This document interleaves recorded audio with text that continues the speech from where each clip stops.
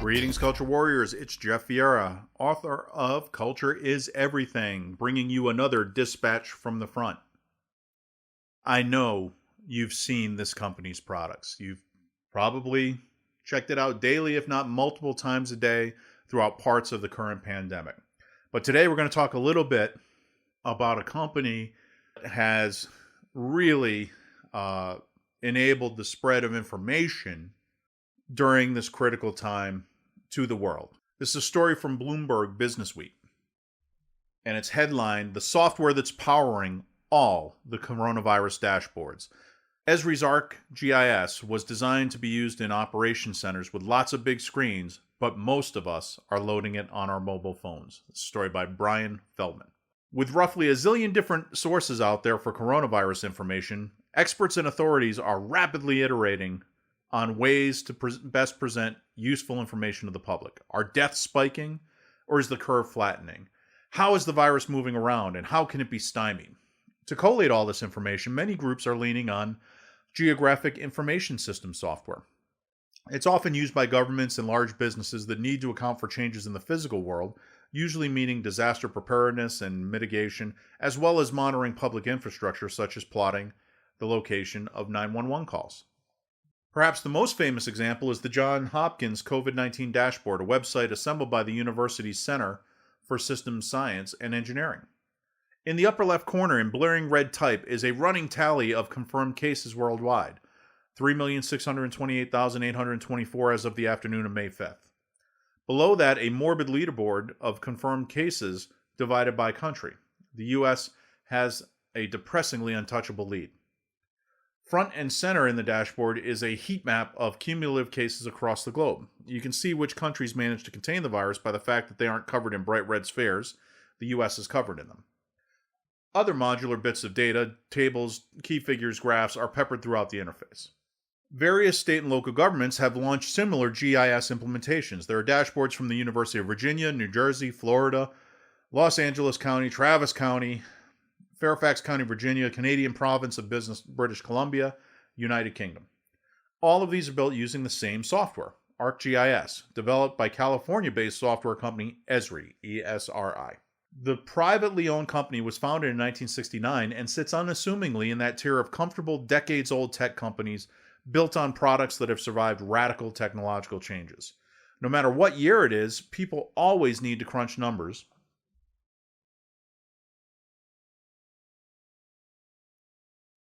and make maps.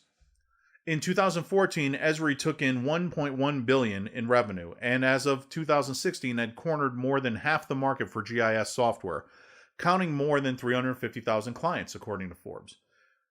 Ryan Lanklos, who leads the disaster response program at Esri, said more than 3,700 organizations are using these dashboards for COVID-related information. Some of them were familiar with GIS software, but many are new to it. Esri assembled prepackaged software and GIS implementations that clients could slot their own specific regional data into, rather than having to build a system from scratch. The Johns Hopkins site is getting more than 3 million hits per hour, according to Lanklos. By this point, it's become pretty easy to identify the ArcGIS dashboard. They've all got the same user interface iconography and Avenir typeface. But while the building blocks are the same, each dashboard is assembled in a different way. The interface is modular depending on what you want to show. Johns Hopkins shows death tallies and heat maps, while UVA's is a timeline that lets the user move backward and forward and watch the virus move around over the course of a few months. Sometimes the death count is in a menacing red font. Sometimes the color scheme is more measured. Some charts are bar graphs, some are pie charts, some are line graphs. On a few occasions, the charts are broken. That is a pie chart depicting a 92:8 ratio that splits 50-50.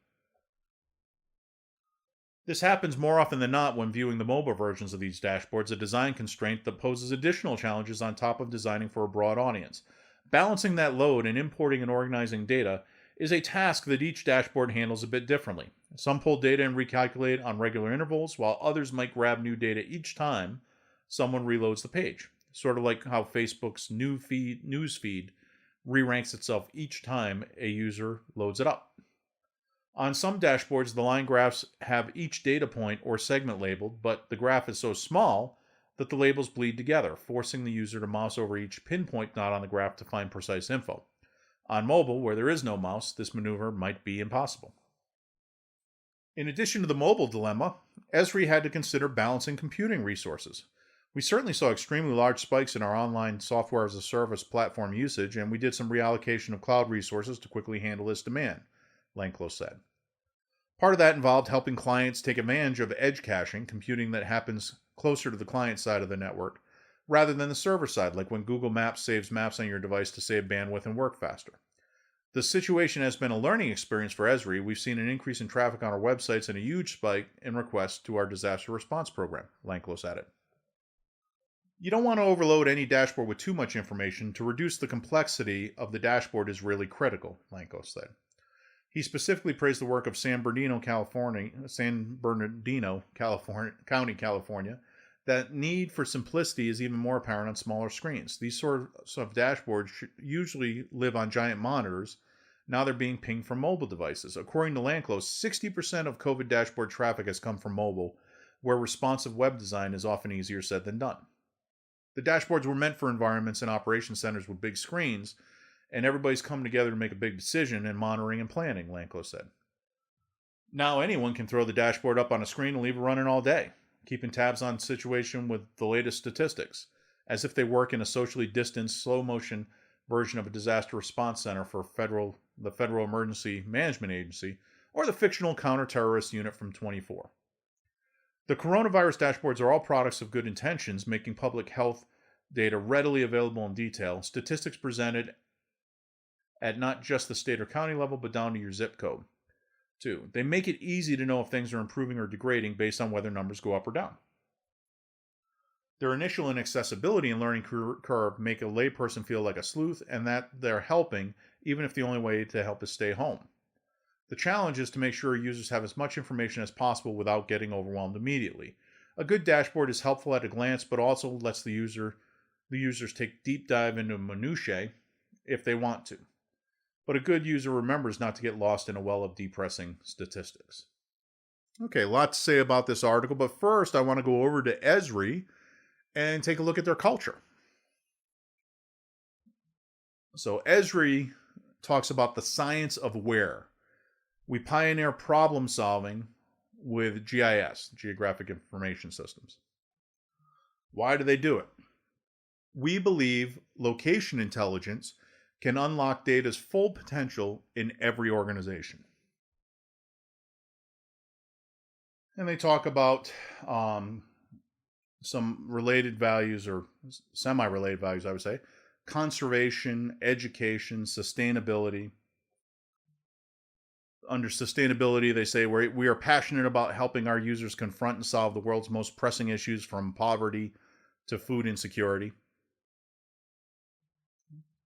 And there's just an interesting smorgasbord of stuff on the site. Not super coherent, but they do something pretty simple. They provide data in a geographic context, right? Now, going back to those coronavirus dashboards and some of the things that were covered in the article, and also looking back at what they have to say about their values, there's something that's missing that I would have thought was prominently featured. So if you're a company that produces information, produces data, particularly data that you hope is going to be used in problem solving and helping people make decisions which will solve problems, which seems to be their kind of clear focus. Where's the emphasis on data quality and accuracy? Because you see, if you present the wrong data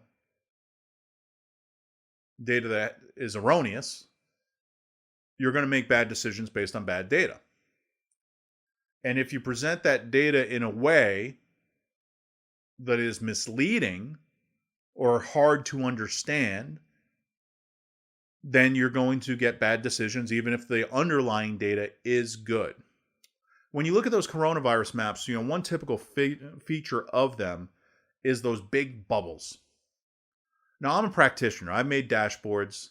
I've done statistical analysis geographically, and I can tell you that it's very easy to mislead people with the size of those circles.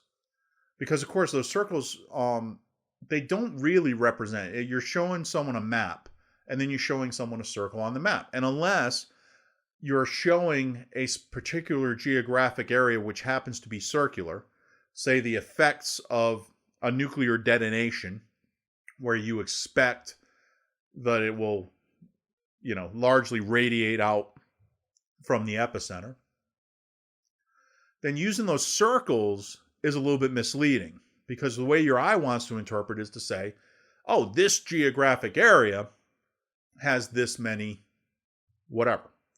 In the case of the coronavirus charts, one of the things that I found highly misleading from the beginning was that the data is not at a low enough level in these presentations for that geographic relationship to hold. So what you're seeing often is at the country level, there will be one bubble for the entire country.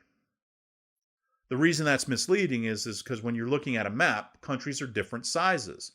So, for example, one meme I saw on the internet which exposed the problem with this was comparing cases in the US of the virus to Europe. And so when you look at it geographically, of course, Europe is very small geographically relative to the US. And so when you look at it that way, the US as a country is a fairly populous country. Geographically, it's enormous. And so how those numbers get interpreted is going to change based on those underlying facts. A map is not a good representation of anything but geography. It's not a good representation of demography, where the people are. When you look at a map of the US and you look at it as a heat map view of population, you'll see that the vast majority of the US population is concentrated along both coasts and in major metropolitan areas. That's where the people live. And then there are vast swaths of the US, especially in the western part of the country, which are very lightly populated relatively. So, yet when you look on a geographic projection and you want to see, for example, hey, how many cases have there been in Wyoming? Well, there haven't been many. But it looks a little different if you take into account the population density of those areas. So if you drop your geographic view down to the county level, say, and heat map it based on, and when I say heat map, what I mean is the color shifts from low to high. So very common to say in the case of a pandemic outbreak, heat map might, no cases might be black or fade into the background, or green because it's good. And then higher cases, a higher incidence rate would tend towards the red. That's what a heat map effect looks like. So what you'll see when you look at a heat map view of these things is you'll see some little tiny clusters of red representing the metropolitan areas that have been hardest hit. And then you'll see big swaths of not red. Okay? And that's probably a more accurate way of viewing things. Many people don't know, for example, despite looking at all these dashboards, they don't realize that the coronavirus pandemic has largely been confined to New York, particularly New York City, a little bit in California, but the other major epicenter was Seattle. And that does not come across very clear in these dashboard views, which is misleading. And frankly, it can lead to real world problems because you wind up misdirecting resources to places that do not have a high incidence rate. And when I say incidence rate here, I'm talking specifically of cases. Testing is not widespread enough to know what the true incidence rate is geographically yet. So it can be highly misleading. Comparisons between countries can be even more misleading because Esri does not provide the data. They're using the data, they're pulling the data, but they're not the original source of the data. I don't know what they're doing. I suspect probably not much, given that they don't emphasize data quality and accuracy to check the data. So what do you do if a country, say China, releases numbers that aren't accurate? Well, if you plug them straight into the tool, you're going to get a misleading view, right? And of course, not all of the nations on the face of the earth provide accurate health data. So you're going to have some issues there in making comparisons. You have definitional problems. Every country is and in some cases municipality, is applying a different definition for what a COVID-19 death is. Is it dying with COVID-19? Is it dying having had COVID-19 at some point? Or is it dying of COVID-19? Depending on that definition is going to skew your numbers pretty significantly. And if you put data with different definitions into dashboards, then comparisons become erroneous. Because, hey, if this county over here has one definition, this county over here has the opposite definition, one of those numbers is going to be high, one of those numbers is going to be low. Comparing the two of them doesn't make a lot of sense. And yet that's what these dashboards are encouraging us to do. When you take a look at the fact that as they cross devices, you run into other problems. On a large screen, in high resolution, you can provide a lot of context to the data. On your iPhone screen, you can't. And so then it comes down to how do you allow people to drill into the raw data, but knowing that when you do that, you're breaking down the power of the visual comparison that you're going for at the top level. So as people start to migrate from looking at a map of the world with these bubbles on it, and then or heat map colors, which I would argue is a better way to look at it, and then going into the detail on that, you're generally moving from graphics to tables. And most people anyway, don't really process data in tables better. I like the example that they gave of tracking the virus over time. That can be useful. You can see the spread. You can see the recession. That's useful information if the underlying information is at all accurate. And putting that in a geographic context makes some sense because you can see as it spread across the globe. But I think the problem here is that because China released inaccurate information or held off on releasing information in the first place, the virus actually spread before it was being tracked. That brings us to another problem, is when you do things to your map such as I color it in red and black, colors associated with negative, with aspects of things with red, and then I make those bubbles big. So one case gives you a bubble over, the geographic area of most of a state. And then it only gets bigger as you have more cases or more deaths. The impact of that is just as incorrect and just as slanted as if someone just made up a story. It's just as dishonest. It's not good practice. It overstates significance.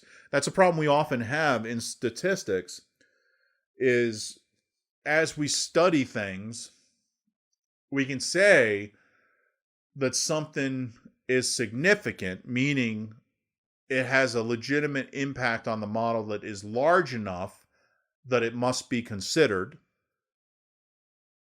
versus the material impact of it. You can have significant variables which don't have a large impact. Okay?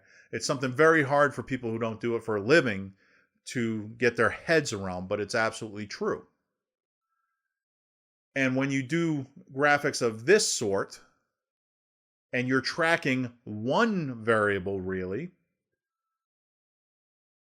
the thing that people are missing is that is not the only variable going on. What we really want to know in this pandemic is not where is coronavirus and, what's the impact. What we really want to know is, what are my odds of getting this virus and having either serious health consequences from it or dying from it?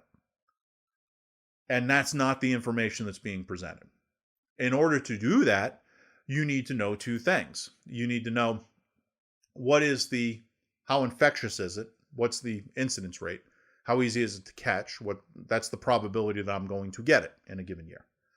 And then the second thing you have to know is, okay, if I get it, what are the odds that I'm going to die from it? You multiply those two probabilities together. That's basic probability math. And that tells you, okay, here's the odds that I'm going to die from this thing. When you look at those websites that tell you what Americans' odds are, 1 in whatever, of dying of a given cause, drowning in a swimming pool, being in a car accident and having fatal injuries, getting struck by lightning and passing. Those sorts of things are all reflecting that probability. Just take 1 and divide the probability. So 1 divided by the probability will give you those odds.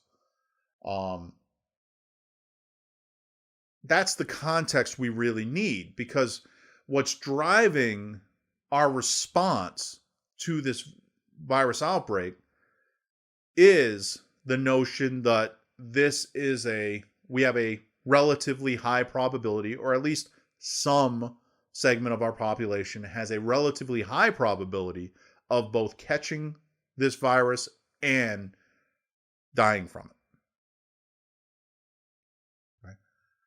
But that's not what you're seeing on those graphs. And so it's misleading, because then you're taking one potential cause of death, one subset of it. In fact, there's been a nasty flu season going on and quite a bit of pneumonia out there during this same season, which is being ignored because we're focused on COVID-19. And so it creates this horror story as you track this one problem through.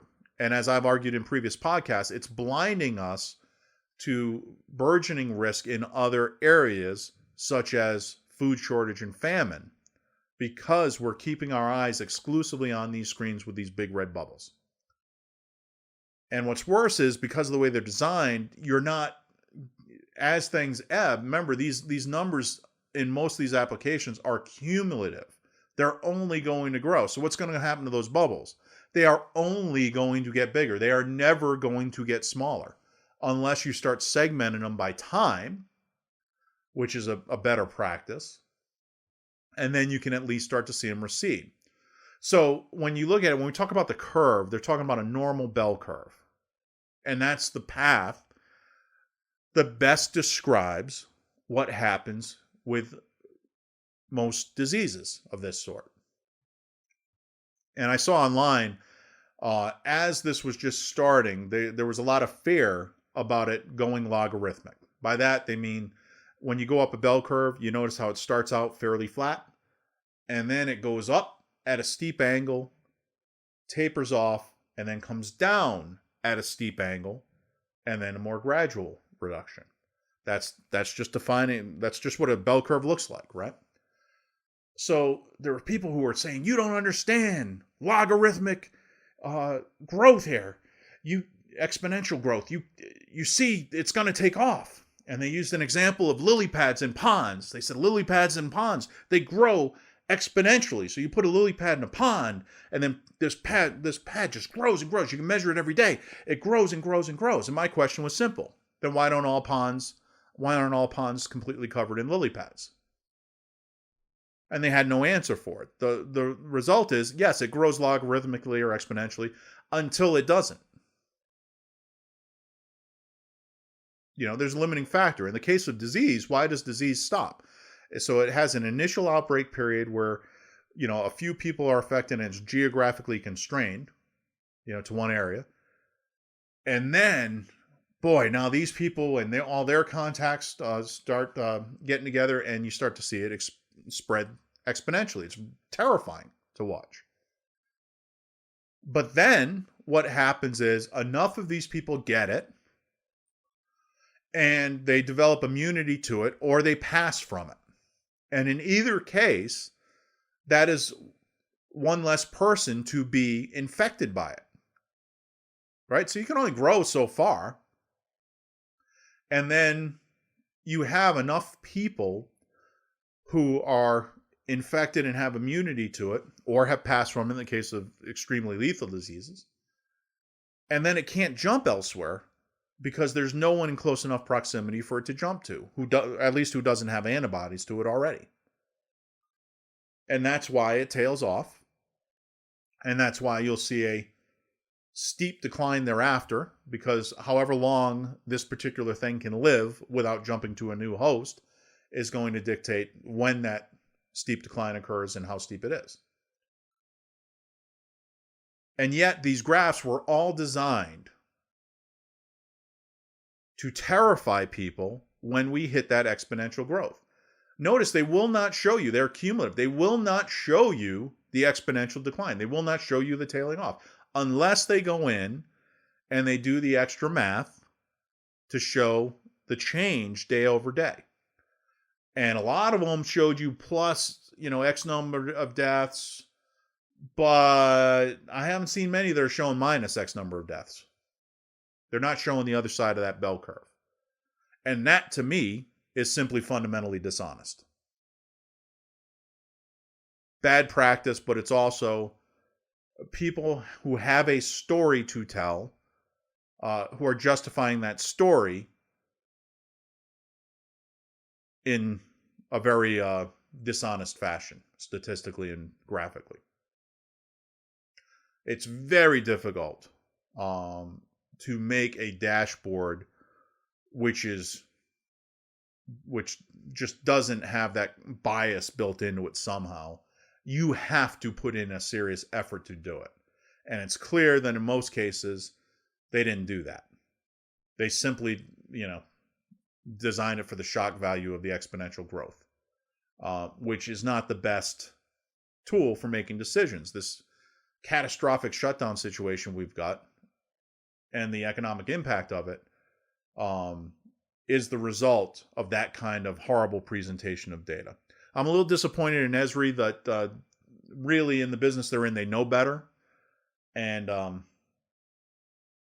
if they had been more of an advocate for avoiding these kind of pitfalls in presentation of this data, I think that better decisions would have been made, and we would have a lot of harm to people would have been avoided. Another aspect of this is that when you start to look into the future, so it's fine when you talk about the presentation of data that we already have. Yes, that data is often in error to a small extent, if not a large extent. But where you really run into trouble is when you start predicting the future. At the outset of a pandemic, obviously all you can do is predict the future because you don't have enough cases yet to just, tell the full story from historical data. But when you're predicting the future, you have an obligation to present the error associated with that prediction. You'll see this, by the way, in hurricane reporting. So if you notice, whenever a hurricane's coming ashore, it starts out with these big bands around it. And they cover a wide swath of geographic territory, right?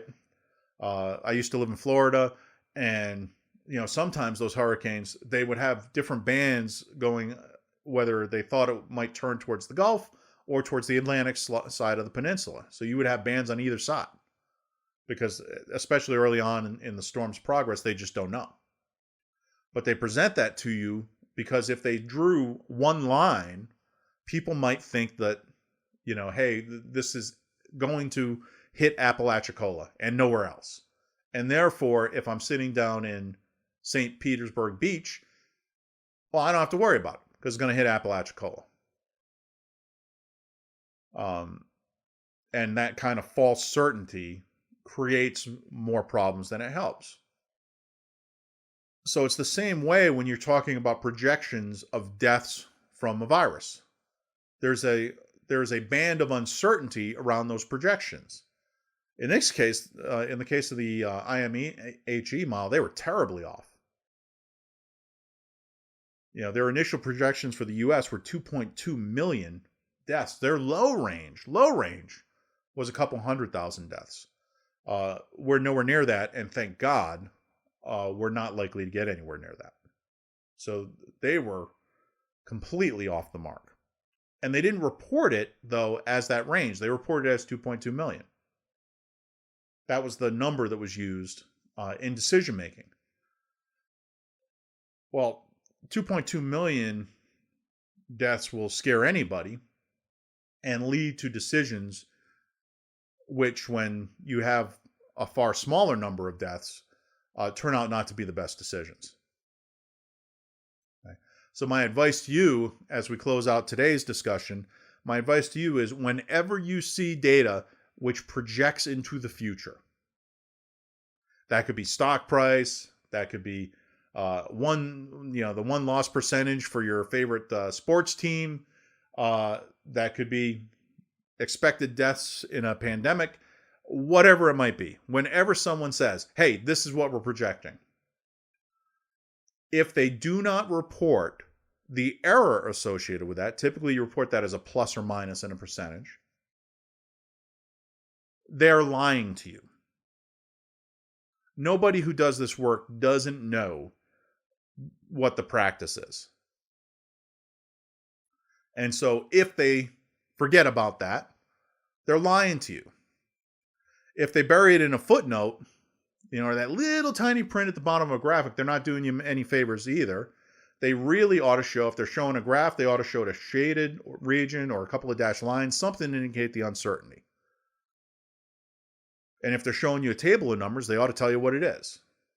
So sometimes in polling, you'll see, plus or minus, 3% or whatever. Whether they're telling you the full amount of error is another question, because often in polling, they're only showing you one sliver of the total error that's in their model. But at least they're showing you something. You know that you can't take the number to the bank. And so anytime you see that, someone says, hey, we're going to see this, and they don't follow it up with plus or minus this, or we're going to see somewhere between this and this, when they don't do that, well, they're lying to you. And you ought to factor that into any decision you make. If they do it, and they show you a large error range, you need to factor that into the decisions you make. Consider the extremes of that range. And if you would make a different decision based on one of those extremes, then you need to build some flexibility and you need to have a plan B. Because then as the real data starts coming in, if it looks like it's closer to one extreme than the other, and that one extreme, let's say you went with a high number as your likeliest to happen, you put a plan in place on that basis, and then you start getting the numbers in and they're low. Well, it's time to dust off plan B. As Jeff Bezos was fond of saying, there are very few doors that we can't walk back through. Doors swing both ways. So if you open a door and walk through it, Walk back through it if you made the wrong decision.